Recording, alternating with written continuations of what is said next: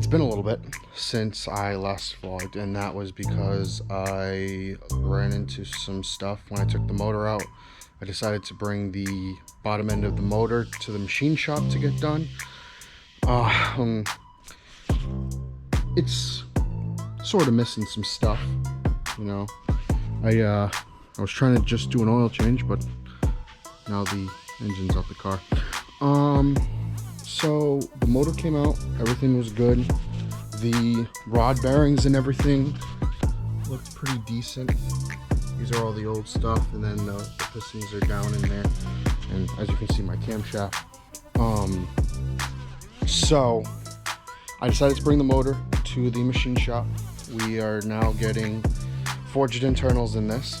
So it will have the JE pistons, the ZZP 4340, I think they're called, connecting rods, new Clevite H series bearings, new GM main bearings. What else? So we're redoing that. I got finally a stage 2 ZZP turbo cams for this, which is why I've been taking the head apart. I'm going to show this right now, actually, when I'm done talking, how to remove everything, and then I'll show how to install the new stuff. This turbo is now going away. The Z54, I mean, great turbo, makes a lot of power. Down low is, you know, the good drivability and stuff. But I got a great deal on a Z57, which the difference is mostly in here. It's got a ball bearing center section, and I think it's made out of aluminum. And it can make a lot more power than this one can.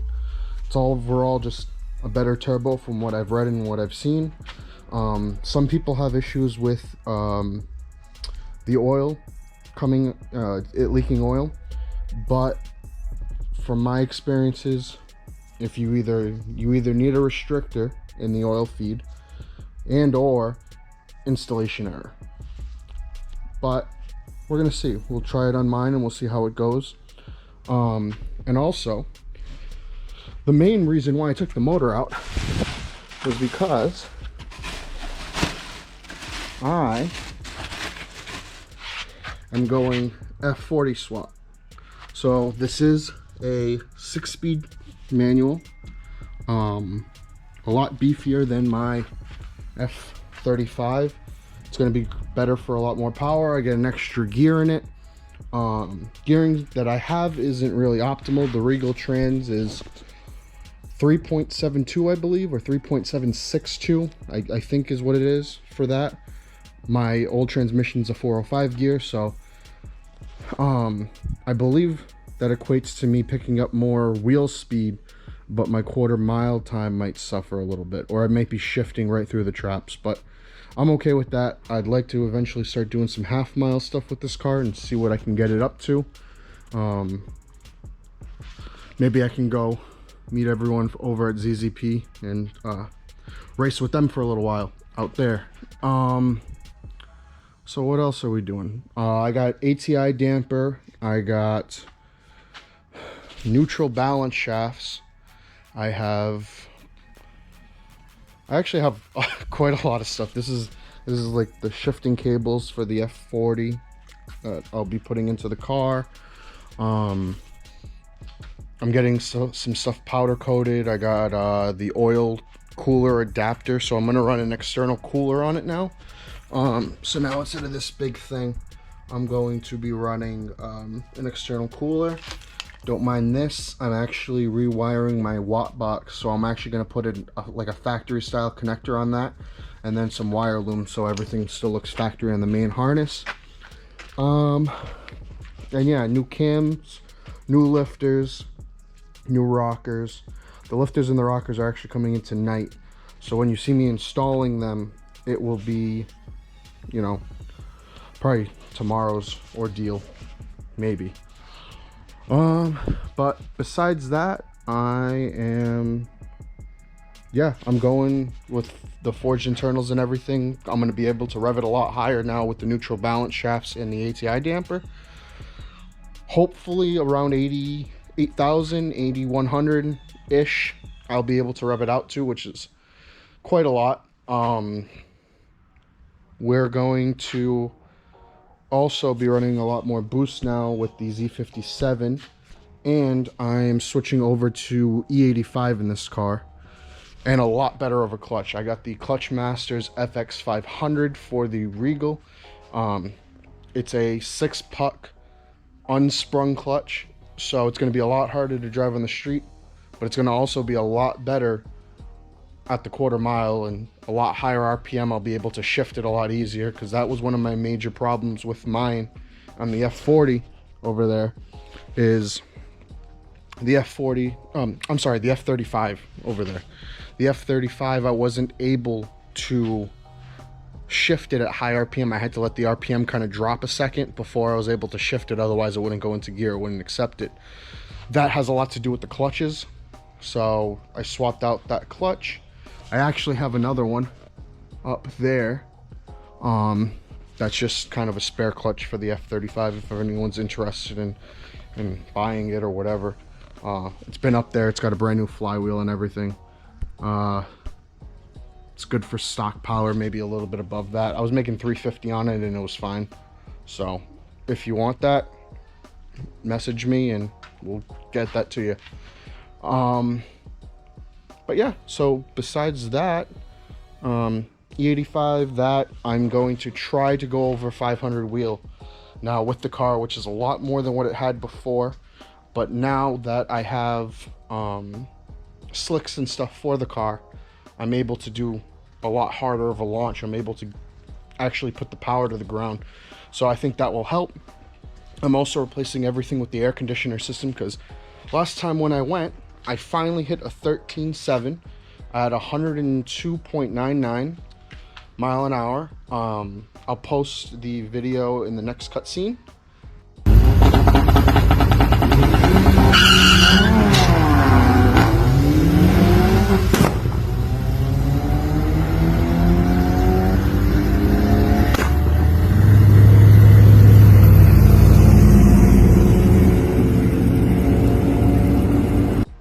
And then I hit that, but it was also 95 degrees out in the staging lanes forever with no air conditioner, and that absolutely sucks.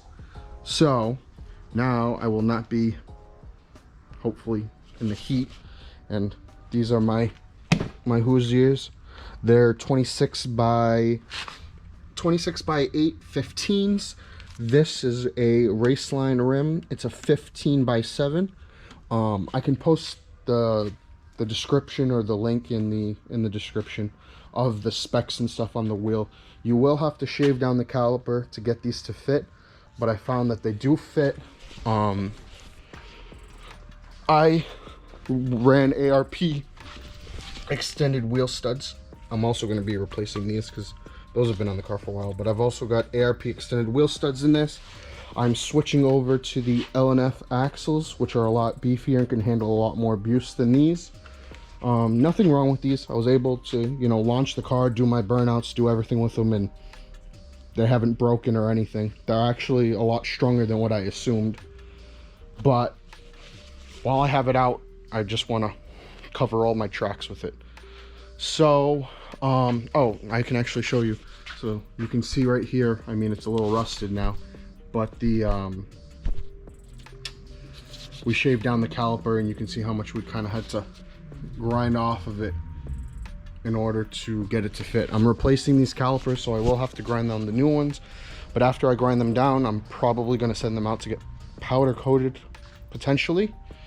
And I also just want to clean up the engine bay. I mean, this thing is really grot. I want to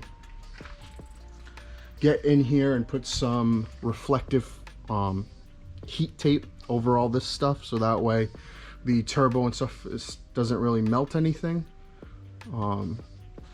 Yeah, so everything else I'm still using from the entry-level kit. So I'm going to still be using the O2 housing from the L&F, the exhaust housing from the L&F.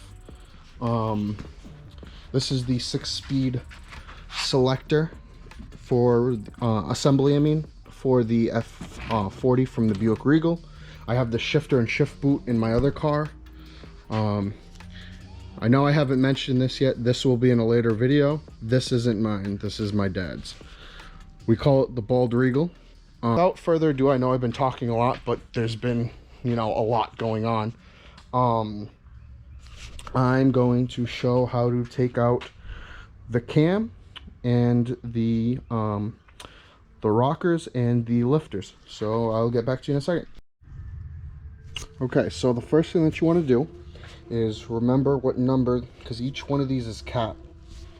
Each one of these caps have numbers on them, so you don't want to misplace a cap. So basically, this is 1, 2, 3, 4, 5, 6 on the exhaust side, and then it goes over here to 6. I'm sorry, is right here, and then 7, 8, 9, and 10, and then obviously these two bigger ones are for the end caps. This one didn't really want to come out all that well, so it's still in there. I will take it out, but you can slide the camshaft forward and it'll pop it out. And then this one I got to do the same thing. It just pop it out here, and then there's a bolt over here that I got to get to. Pretty easy. And then I will show you how to get the rockers out and lifters.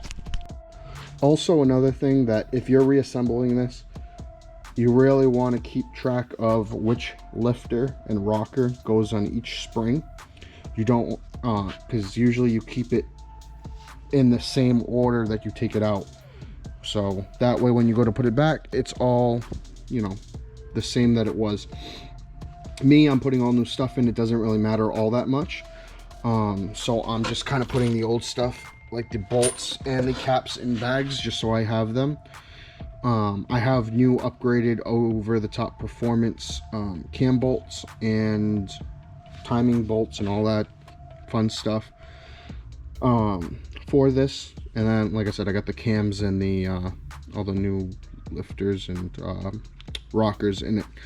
So yeah, so I'm gonna get this off and then I will be right back.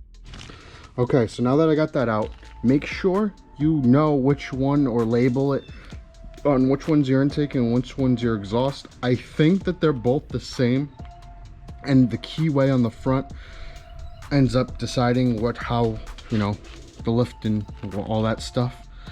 I'm not sure. I would go ahead and label it if you are using them, but I'm not. So now what I'm going to do is, these rockers literally just slide right off. Well, they don't even slide. You can just, they just come right off. They're not held on by anything special or anything like that. You just take them all off. Keep them in order if you need to. You can also see over here which one's intake and which one's exhaust. And then in order for me to take out the lifters, I don't necessarily know the exact proper procedure to taking out lifters. What I do, because I'm replacing them, is I just go in here and pop them out with the pliers. And then I go in here. And it's kind of hard to do with one hand, but you get the point. Is you just want to pop all of these out, and then I will have the cylinder head with just the valves and the stuff in it. You're talking to yourself. There's the man, the myth, the legend. I was telling him about your engine and transmission for sale. Oh, that too. Yeah. It happens. Yep. She's pretty though, ain't she? Until she loses. Look at you. Well, I gotta put another thing there. Yeah. All right, guys. So I finished up for the day because I'm still waiting for the lifters, and well, they're hydraulic lash adjusters is what they're actually called. I got some upgraded ones from, I believe it's the Buick Regal, 2011 to 13 works in these. Most Ecotech stuff is interchangeable, but you never know. But I got those and the rockers coming in tonight, and then tomorrow I will be installing all of it. For me, it'll be 24 hours. For you, it'll be 3 seconds. So when you get back, I will be installing everything into the head. Peace. Okay, so we have the new lifters. They've been sitting in oil for, now it's been a couple of weeks, because I know I said I was going to do this the next day, but it's been a minute because I'm kind of lazy. And then we got all the bolts. We got the new upgraded cam bolts from OTTP. We got brand new roller rockers, which are the newer design. And then I got all my caps here. And then I got some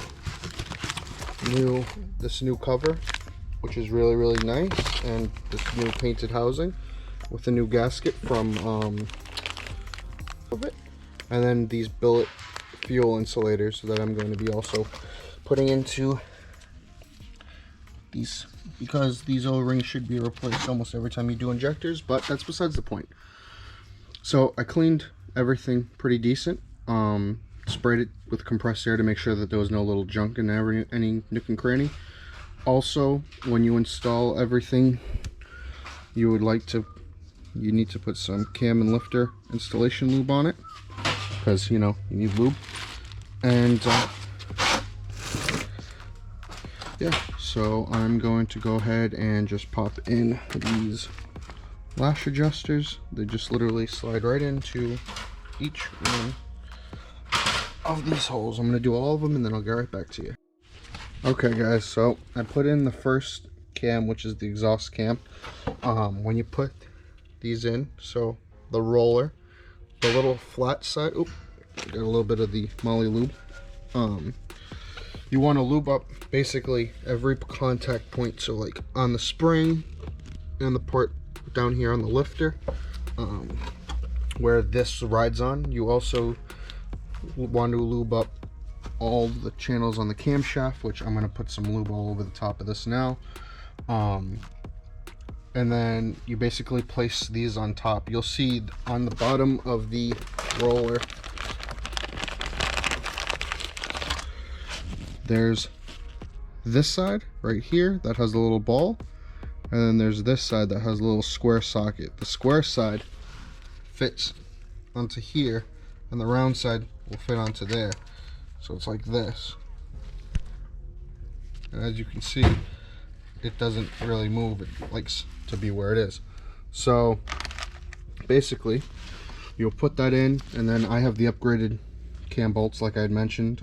These get torqued to 89 inch-pounds, I believe. I'll put the exact spec in the description. But what you want to do is you want to torque from, I usually like to do from the inside out, and then when you take them out, do the outside in.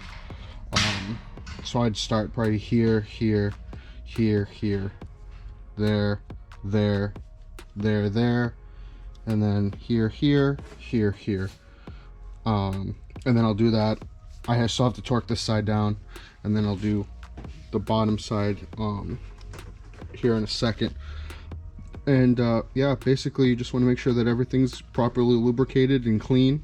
Cleanliness is especially important on this situation. Don't worry if it's got like a little bit of, like, see how this is stained compared to this? The staining's just from the oil. That's normal. That was already on my cylinder head from even before I got it. So yeah, so now I'm going to torque that up to 89 inch-pounds, and I'm going to go and put the other one in. Okay, so that's the full assembly for the lsj cylinder head. I got all the cams torqued, I got all the end plates done, all the billet insulators are in, and as you can tell, the old ones really did need replacing. So yeah, so that's pretty much how you put together the cylinder head. I'm pretty sure it's the same for any LHU, LEDK, LNF, LSJ. It's pretty much the same process for all of the Ecotech platforms, even the LE5. So yeah, so thank you guys for watching. I know this is a long overdue one, and I hadn't gotten a video out in a little bit over 6 or 7 months now. But I've been busy. Car's still not done. There's kind of a lot of slow progress going on, so I figured that this would keep you entertained for the time being. And in the next video, hopefully we'll be putting it back onto the engine block. So I will see you guys in the next one. Peace.